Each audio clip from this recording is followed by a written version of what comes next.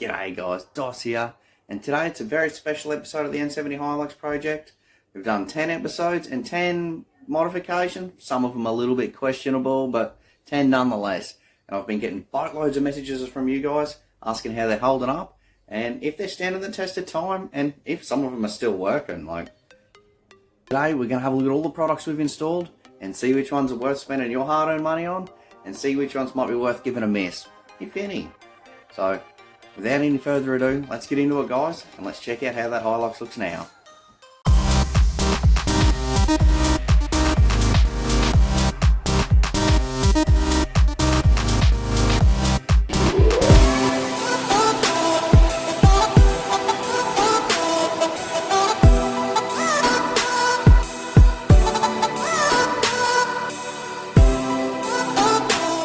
Righto guys, now I'm pretty sure the first modification we actually did was we painted the whole interior of the car. So the car was originally an old Mine Ute, so it was filthy inside.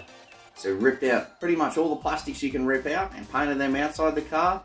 We used 8 to 10 cans of this stuff here, and it worked a treat. We painted the hood lining while it was still in the car because it just wasn't really worth taking it out. So the interior spray job is the #1 question I get asked about online.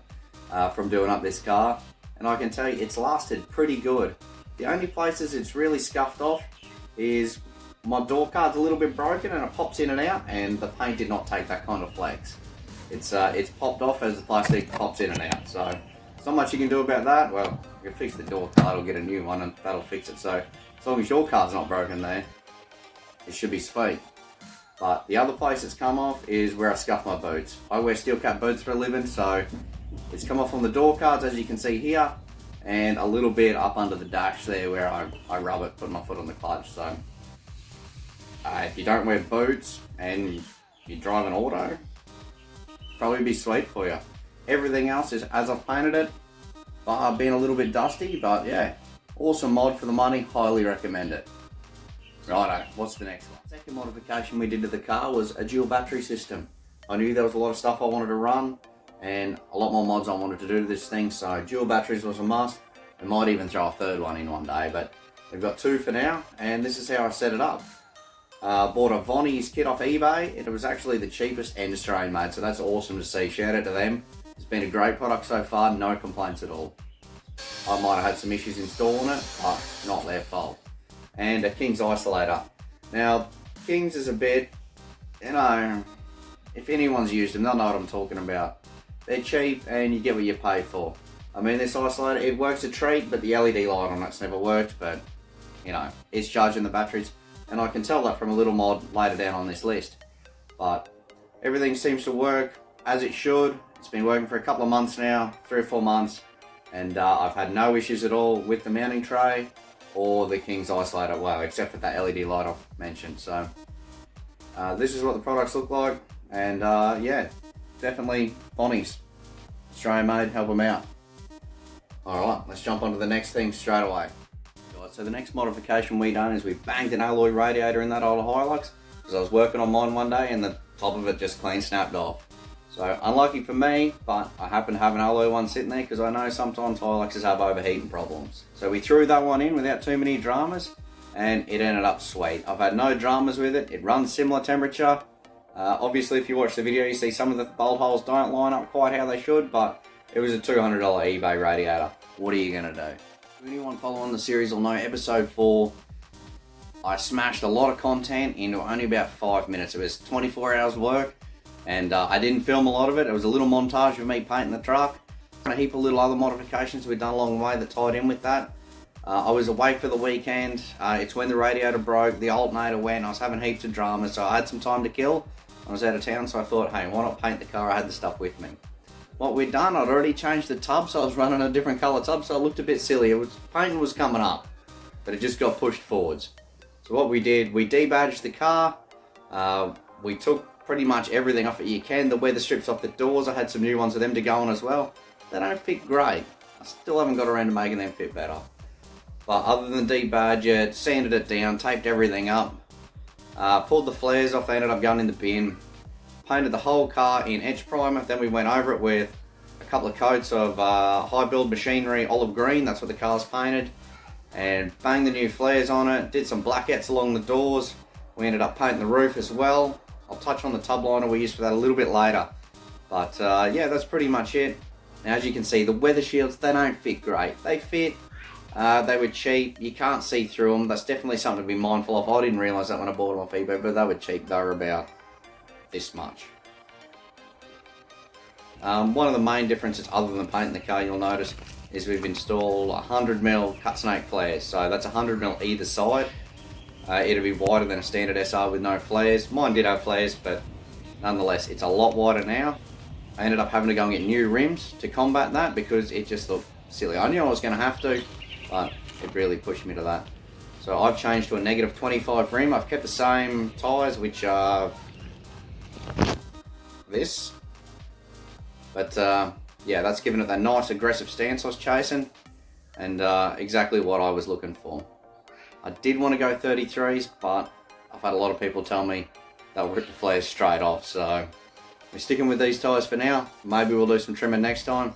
The olive green paint's taken a fair beating by now, but the fact that it actually is a 2-pack high build machinery paint means that that's what it's made for. It's made to take a bit of a beating, and it's cheap if you ever need to touch it up. I only used just over 2.5 litres to paint the whole car, so later on when I banged the canopy on, I still had plenty of paint. Right, I think I've pretty much covered everything in there. If you've got any questions, throw it in the comments, and I'll try and answer it as best as I can on this painting one or anything else on this video. Alright, what was the next thing we done? Episode 5 was the first one that was a little bit wanky. I was just scrolling through Facebook Marketplace, seen a sub and amp combo and thought, I need that. I need that in my car for reasons. So that's what we did. $70 odd in sub amp, got some wiring with it. Had to buy a couple more bits, but it's pretty cheap overall. Full Kenwood. So we got it wired up. The sub box was a little bit big, so we spent the time and cut it down so it fit in nice and neat between the center console and the back seat. I would have liked to have mounted it behind, but you know, it definitely didn't fit. It was a huge sub.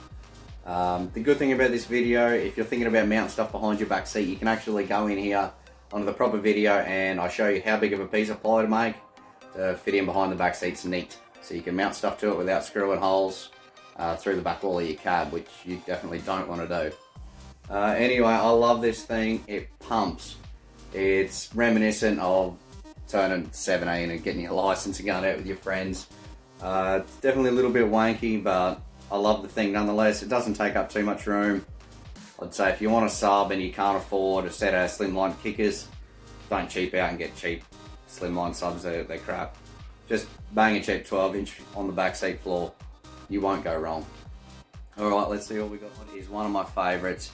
It's where we installed a couple of voltmeters, one for the main battery, one for the secondary battery, and a switch panel between them. We mounted them where there's a little dicky panel between sort of the dash and the center console meets up behind the shifter. It's got a couple of switches in it, cigarette lighter, stuff you don't really use nowadays anyway. Might be the rear demister, but you don't really want that on if you've got tint anyway. You don't need to see out the back window. Anyway, we pulled that out, stenciled it out, and made it out of some easily obtainable cheap materials. The whole project cost like 20 bucks, and there was no flash tools. The flashest thing I probably used was like a solderer, and soldering's easy. If you don't know, just have a crack at it. I'm sure there's plenty of tutorials out there on how to use a solder, and that's the most technical thing I think we used. Might have used a grinder and a jigsaw, but all that sort of stuff you could do with hand tools if you didn't have it. It's an awesome mod, and it's one of my favourites because it's so simple. Next thing we're going to have a chat about is the bed liner, tub liner, whatever you want to call it. I've put a fair bit of it on this car. This stuff's actually a duplicate colour, I think I'm pronouncing that right. I'll throw up a picture here. But it's cheap, it's affordable, it's polyurethane based. Years ago I actually painted a whole 4Runner with this, and it was rubbed up against trees and done heaps of things you shouldn't do with a car, and it still looks great. I mean, the panel's tinted, but the paint was still good. So it's relatively easy to use. You can roll it and brush it on. I did on the 4Runner, but it does look a lot better if you spray it. So depends what you're into. Maybe not so much with that amateur apply. You will need a compressor and a gun to put it on well. If you're doing the inside of a tub, you can certainly brush it on. And probably the best thing of all, it's maybe 120 bucks, 130 bucks for a gallon, like 3.5 litres, somewhere in there. And it wears good. Like that 4Runner sat in the sun for a year and it was still good. This stuff's holding up great. Obviously it's taken a bit of a beating on my car. I lost a little bit of paint where I was sliding a big toolbox in and out of the tray, but I can't complain with it. For the money, I don't think you can go wrong. I'll be using it again. Alright, the one you guys have messaged me a fair bit about is the pillar pod gauges. I've run all SAS gear, so it's a SAS pod with 3 SAS gauges. We've got the boost, the EGT, and I went with water temp. If it was a race car, I would have went with oil temp or oil pressure. Definitely more critical and something like that. But if you're in a four-wheel drive, if you're out on the trail or up on the tracks, all that slow movement's not pushing plenty of air through, and sometimes your water can get hot. So that's definitely something I want to know about. It's something I've had issues with in older model Hiluxes myself. So that was something I wanted to be able to keep an eye on. The EGT, that's definitely something you should have in any turbo diesel car. Because even though the water temperature might say the car's good, you could be doing some serious damage to that engine if that temperature's getting hot enough inside, and it's going to take ages before it reads on the water temp gauge. It might have even come up, spiked, and gone back down. So the best place you can have your probe is in the manifold. I've got it in the exhaust because it's a hell of a lot easier. So you'll just have to adjust your calculations by a couple hundred degrees, because that's going to be what the difference is, either side of the turbo. But these things are all working great. Same as when I got them. SAS is definitely one of the cheaper brands. I think the whole setup was about 350 bucks. It's certainly something you could do by yourself. Soldering is probably the trickiest thing in the install, so really easy. I think anyone could do it, and it's great to have that certainty and to be able to know what your car's doing at any point in time with the references given from those gauges. It was a bit rusty when I got it. If you follow the channel, you know it was a Mine Ute. It's seen some stuff, but the BULLBAR was also rusty. But I was lucky enough, when I bought the car, old mate threw in a commercial bar. It had a deluxe on it, both ARB, but just slightly different models. I think the deluxe looks better, but let me know what you think's better anyway. So I wasn't forking out the money for a new bar when I had one there. I thought I'll just pull the bar off, put the commercial on, but hey, while it's off, why not install a new winch? And it's important to put, if you're going to be driving through long grass seeds, it's really important to put some fly screen or something between the radiator and the grill. So I did that at the same time. If you want to know more, check out the video, but essentially we dropped everything off, pulled the lights off, pulled the winch out, the winch controller, the infill panels near the headlights, installed them all on the new BULLBAR, went to lift it up, and it mounts differently. Had a lot of head scratching trying to figure it out, and in the end I had to call ARB and they confirmed that it's a different mounting kit and it costs a shitload of money. So the old deluxe bar went back on after a quick paint job, and I changed everything back over to that BULLBAR. Yeah, I was pretty annoyed about it as well. We got the new winch in, we got all the stuff wired back up, but I can't give you an honest review on the Ridge Rider winch yet. Winch. Ridge Rider winch yet. They do have awesome reviews for a budget winch. I mean, it's no Warn, but it's definitely better than some of those other cheaper brands you're going to get out there from what I've read anyway. But like I said, I haven't used it in anger. I have used it a few times and it seems to work a treat. If you want any more information on it, have a look on the Super Cheap website or check out the original video. There's plenty of info on there as well. You've probably noticed I've left this one to last. It's definitely the wankiest mod I've done so far, but I absolutely love it. It's the RGB rock lights. As you would have seen from all the photos and the videos and stuff I share of the Hilux, it's got a boatload of them on there. So if you watch the original video, I do explain that if you buy the kits, there's definitely no way you're going to do a Hilux, let alone probably a Falcon with them. The wires aren't long enough. You'd be pushing it to do a key car or something out of Japan that's tiny. So instead of buying wire extensions or trying to rewire them, they are cheap enough to just buy a second kit and wire them in parallel. These ones are controlled by a Bluetooth app, which is a bit shit, to be honest. So maybe better off getting the ones with the remote. I don't know, I haven't tried those ones yet. I'm sort of committed to Bluetooth now. Anyway, they're cheap enough. You could go out and spend a lot of money trying to install them nice and neat and get special brackets and stuff for them, but I found like 95% brackets from Bunnings and just zip tied them to the chassis rail. And it's been, I don't know, 3 or 4 months since I originally installed them, and no dramas at all. I might swap the zip ties out when I do a service for new ones, maybe heavy duty ones. Maybe I'll just leave them. For the kind of money, they're cheap as. Obviously you could go out and buy really good brand ones. I didn't. That's not what this build is about. It's certainly a budget build. And I think they've come up a treat. I really like them. Some people might hate on them a little bit. I see a fair few of them getting around on the road now, which very illegal in Queensland, but go for it. I think they look sick. Anyway, if you've got them, in fact, find me on Facebook. You'll find me on Aussie DOS on Facebook, and send me a picture or a video of yours going.